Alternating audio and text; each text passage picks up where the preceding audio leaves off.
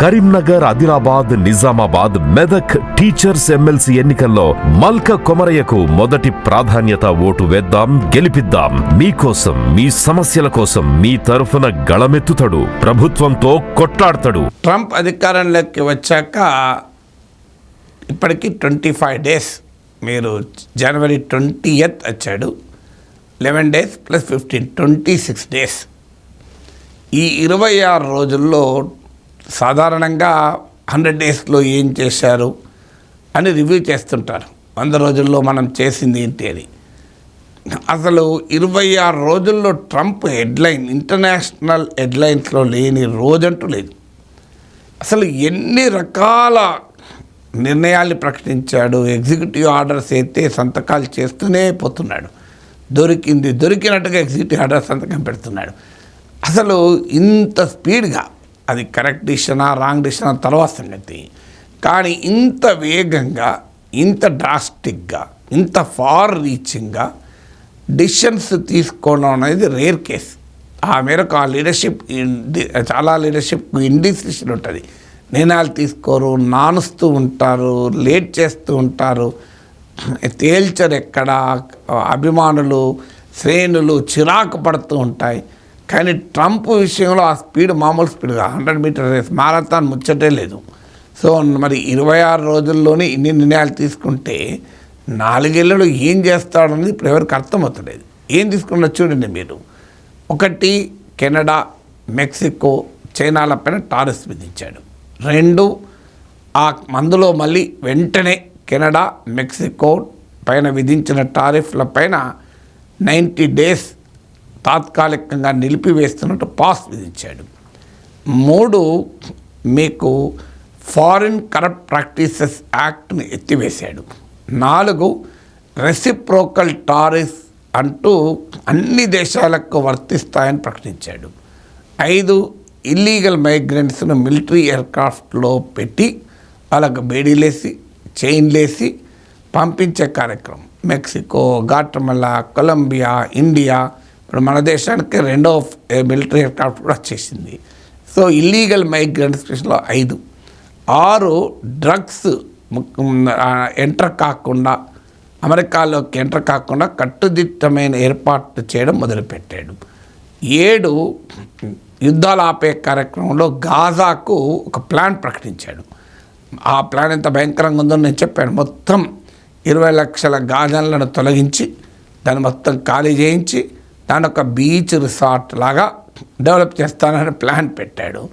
8, Gaza ప్లాన్ను అమలు చేసేందుకు ఏకంగా అరబ్ సమ్మిట్ ఏర్పాటు చేస్తున్నాడు. సౌదీ అరేబియాలో ఈ అరబ్ సమ్మిట్ జరగబోతోంది. యుఏఈ, జోర్డాన్, ఈజిప్ట్ కూడా దీనికి హాజరవుతున్నాయి. మన చిన్నప్పుడు పల్లెటూరులో దొరికిన పాలు ఇప్పుడు సిటీలో దొరకటం లేదు. మా ఇంట్లో దీని గురించి మాట్లాడుకుంటున్నప్పుడు కంట్రీ డిలైట్ గురించి తెలిసి, ఉన్నత ప్రమాణాలు ఉన్న ల్యాబ్స్ లో టెస్ట్ చేయించి రోజు రిపోర్ట్స్ ని యాప్ లో అప్డేట్ చేస్తారు. వాళ్ళ విధానాలు చూసి సంతృప్తి చెంది ఇలా రికమెండ్ చేస్తున్నాను. ఇప్పుడే కంట్రీ డిలైట్ యాప్ ని డౌన్లోడ్ చేసుకోండి. Download the country delight app now. 9, Ukraine war విషయాన్ని కూడా అడ్రస్ చేయడానికి పుటిన్తో ఫోన్లో మాట్లాడాడు. ఉక్రెయిన్ను నాటోలో చేర్చుకోము అని స్పష్టంగా ప్రకటించడం ద్వారా ఈ చర్చలు మొదలు కావాలి అన్నాడు. సో మీకు 10, ట్రంప్ ఈవెన్ జెలెన్స్కీ కూడా ప్రపోజల్ పెట్టాడు. నీకేమైనా మిలిటరీ సాయం కావాలి అంటే నీ దేశంలో ఉన్న రేర్ ఎర్త్ మెటల్స్ మాకు ఇచ్చేస్తే మీకు యురేనియము, లీథియము, అప్పుడే నేను మీకు మిలిటరీ సాయం చేస్తానని ప్రకటించాడు. 11వది, సౌదీ అరేబియాలో తాను పుటిన్తో సమావేశం కాబోతున్నాడని ప్రకటించాడు. 12వది, భారత ప్రధానితో సమావేశమై మినీ ట్రేడ్ డీల్ వైపుగా 7-8 నెలల్లో పూర్తి కావాలని మొదలుపెట్టాడు. 13, మెక్సికోలో బార్డర్ను సీల్ చేశాడు. అది అక్కడ నేషనల్ ఎమర్జెన్సీ ప్రకటించాడు. యుఎస్ మెక్సికో బార్డర్లో సైన్యాన్ని దించేశాడు. 14, గల్ఫ్ ఆఫ్ మెక్సికోను గల్ఫ్ ఆఫ్ అమెరికాగా పేరు మార్చాడు. 15, మీకు పనామా పైన ఒత్తిడి పెంచాడు. పనామా కెనాల్ను తీసేసుకుంటా అన్నాడు. ఇవ్వకపోతే మిలిటరీ అండ్ ఎకనామిక్ ప్రెషర్స్ అంటాడన్నాడు. చివరకు పనామా బెల్ట్ అండ్ రోడ్ ఇనిషియేటివ్లో చైనా నాయకత్వంలో జరుగుతున్న BRIలో తాము రెన్యూ చేసుకోము అని ప్రకటించింది డైరెక్ట్గా. అంటే ఒక రకంగా ట్రంప్ పనామాను ఒప్పిస్తున్నాడు చైనా నుంచి లింక్ చేసుకోవటానికి, డీకపుల్ చేసుకోవటానికి మొదలైంది. 16 గ్రీన్లాండ్ విషయంలో తన వాదన మరింత గట్టిగా విన్నాడు. డెన్మార్క్ నుంచి గ్రీన్లాండ్ లాక్కుంటా అంటాడు, అవసరమైతే మిలిటరీ చర్యలు, ఎకనామిక్ చర్యలు అంటాడు. తన కొడుకు ట్రంప్ జూనియర్ను ప్రత్యేకంగా గ్రీన్లాండ్ పంపించాడు. దీంతో డెన్మార్క్ కూడా అప్రమత్తమైంది. సో అందువల్ల గ్రీన్లాండ్ విషయంలో కూడా యాక్షన్ మొదలైంది. 17 మీకు ఆర్టిఫిషియల్ ఇంటెలిజెన్స్లో స్టార్ గేట్ అనే ఒక భారీ ప్రాజెక్ట్ మొదలుపెట్టాడు. ఇది ప్రైవేట్ సెక్టర్ ప్రాజెక్ట్ కానీ ట్రంప్ అనౌన్స్ చేశాడు. దీంట్లో ఓపెన్ ఏఐ, సామ్ ఆల్ట్మాన్, అలాగే ఒరాకిల్, సాఫ్ట్ బ్యాంకులతో కూడిన $500 బిలియన్ ఫండ్తో ఆర్టిఫిషియల్ ఇంటెలిజెన్స్ రంగంలో స్టార్ గేట్ ప్రకటించాడు. 18th ప్యారిస్ క్లైమేట్ డీల్ నుంచి విరమించుకున్నాడు. 19th వరల్డ్ హెల్త్ ఆర్గనైజేషన్ నుంచి తాము వాకౌట్ చేస్తున్నట్లుగా ప్రకటించాడు. 20th ఫెడరల్ బడ్జెట్ను ఫెడరల్ ఎంప్లాయీస్ను తగ్గిస్తానంటూ వాళ్ళందరికీ VRS నోటీసులు ఇచ్చారు.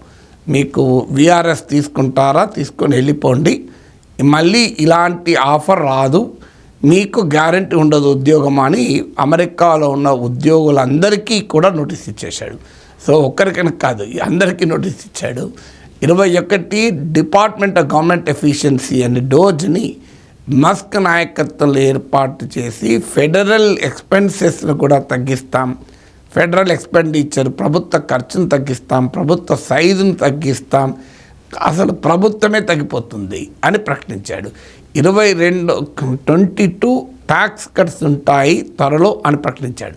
సిగ్నిఫికెంట్గా పన్నుల రాయితీలు ఇస్తాము అని కూడా ప్రకటించాడు. చూడండి మీరు ఎన్ని విధానాలు, ఇప్పటికి నేను 22 చెప్పాను. సో ఇలా చెప్పుకుంటూ పోతే ఇరాన్ 23 ఇరాన్ హెచ్చరించాడు, మీరు మరోసారి గనక నా పైన హత్యా ప్రయత్నం చేసి యత్నిస్తే అసలు ఎవ్వడు ఇరాన్ మిగలదు, నథింగ్ విల్ రిమైన్ ఇరాన్ అని చెప్పి ఇరాన్ను పెద్ద ఎత్తున హెచ్చరించాడు. అది 23. ఇలా మీరు చెప్పుకుంటూ పోతే 26 డేస్లో బహుశా ఇంతకన్నా ఎక్కువ నిర్ణయాలు తీసుకుని ఉంటాడు. 26 డేస్లో 26 కన్నా ఎక్కువ నిర్ణయాలు తీసుకొని ఒక రకంగా సంచలనం క్రియేట్ చేస్తున్నాడు. సో ఎన్ని నిర్ణయాలు తీసుకున్నా వీటన్నిటిలో కామన్ థ్రెడ్ ఏంటి, నేను ఇమీడియట్గా గుర్తొచ్చిన 23 నిర్ణయాలు మీకు చెప్పాను. ఇంకా ఇందులో ఇంకా ఎక్కువనే ఉంటాయి, ఏం తక్కువ ఉండవు ఇంతకన్నా. సో ఏంటి వీటన్నిటిలో ఏంటి మనకు కనబడుతుంది, క్లియర్గా అమెరికన్ విస్తరణవాదం కనబడుతుంది. అది పనామా కానీ, గ్రీన్లాండ్ కానీ, గాజా కానీ, యుక్రెయిన్ కానీ అంతటా కూడా అమెరికా ఇంపీరియల్ డామినేషన్ పెరిగేటువంటి ప్రయత్నం క్లియర్గా కనబడుతుంది. సో అన్ని నిర్ణయాల్లో కూడా మనకి ఈ ధోరణి కనబడుతుంది. రెండు అంటే అమెరికన్ విస్తరణవాదం, the Americas writ should run large. అది ప్రపంచంలో వరల్డ్ జాగ్రఫీ మ్యాప్నైనా, వరల్డ్ ఎకనామిక్ మ్యాప్నైనా, వరల్డ్ పొలిటికల్ మ్యాప్నైనా అమెరికాకు అనుకూలంగా రీవైజ్ చేస్తాను, రీడైరెక్ట్ చేస్తాను అనేటువంటి విధానం. దానికి మేక్ అమెరికా గ్రేట్ అగైన్ అని పేరు పెట్టచ్చు, ఏదైనా పేరు పెట్టచ్చు, కానీ ఒక డ్రాస్టిక్గా దీన్ని రివైజ్ చేస్తాను అని మొదలుపెట్టాడు. సో ఈ రివైజ్ చేసే కార్యక్రమం ఎక్కడికి వెళ్తుందో చూడాలి. సో అయితే అదే సమయంలో H1B వీసాల పైన సానుకూలంగా మాట్లాడాడు. సో కొన్ని అంశాల్లో సానుకూలంగా కూడా మాట్లాడడం మొదలుపెట్టాడు.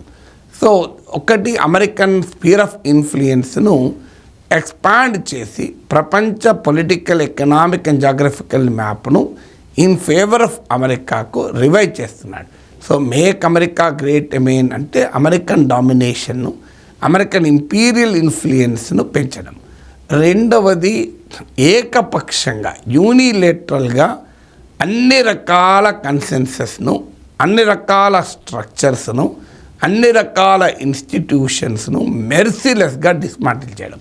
అది వరల్డ్ హెల్త్ ఆర్గనైజేషన్ కానీ, అది ప్యారిస్ క్లైమేట్ డీల్ కానీ, ఇటీవల ప్యారిస్లో ఏ సమ్మిట్ జరిగితే దానిపైన అమెరికా సైన్ చేయలేదు. ఏ సమ్మిట్లో కూడా మేము సైన్ చేయమని చెప్పేశారు. సో ఎక్కడైనా యూనిలేటరల్ ఫంక్షనింగ్, అది అలైస్ కావచ్చు, రైవల్స్ కావచ్చు, ఇందులో అన్స్పేరింగ్, అది టారిఫ్ విషయంలో కానీ, అలాగే మీకు డిఫెన్స్ స్పెండింగ్ విషయంలో కానీ అన్స్పేరింగ్గా ఏకపక్షంగా ఉన్నటువంటి సిస్టమ్స్ను, ప్రొసీజర్స్ను, ప్రోటోకాల్స్ను, స్ట్రక్చర్స్ను, ఇన్స్టిట్యూషన్స్ను డిస్మాంటిల్ చేయడం మొదలుపెట్టాడు. మీకు ఉదాహరణ department of government efficiency DOGE వారు వెళ్ళి పెంటగాన్లోకి ఎంటర్ అయ్యారు. ఆఖరికి మీకు యుఎస్ఏడ్ అనే సంస్థలు దాదాపు లాకేసేంత పనిచేశారు. సో మాకు సంబంధం లేదు, ఏ చట్టం మాకు వర్తించదు, ఏ రూల్స్ మాకు వర్తించవు, మేము చేయాలనుకున్న దాన్ని యూనిలేటరల్గా ఏకపక్షంగా చేస్తాం. ఇదే మేక్ అమెరికా గ్రేట్ అగైన్, అంటే వరల్డ్ ఆర్డర్ను అమెరికన్ ఇంట్రెస్ట్లకు అనుగుణంగా రీఆర్గనైజ్ చేస్తాం. ఇందులో అడ్డం వచ్చిన ఎవరినైనా మేము పక్కకు పెడతాం. ఇప్పుడు అందుకే చూడండి, మీరు మన ప్రైమ్ మినిస్టర్ మోడీని ఒకవైపు పొగుడుతూనే India is a big tariff charger, India పైన మేము గ్యారంటీగా టారిఫ్ విధిస్తాం అంటూ ప్రకటించేశాడు. సో ఇలా మా F-35 విమానాలు కొనండి, మా ఎనర్జీ సప్లైస్ కొనండి అని లిటరల్లీ ఒకవైపు మెచ్చుకుంటూనూ పొగుడుతూనే ఈ literally dictated what he wants. ట్రంప్కి ఏం కావాలో డిక్టేట్ చేశాడు. సో అందువల్ల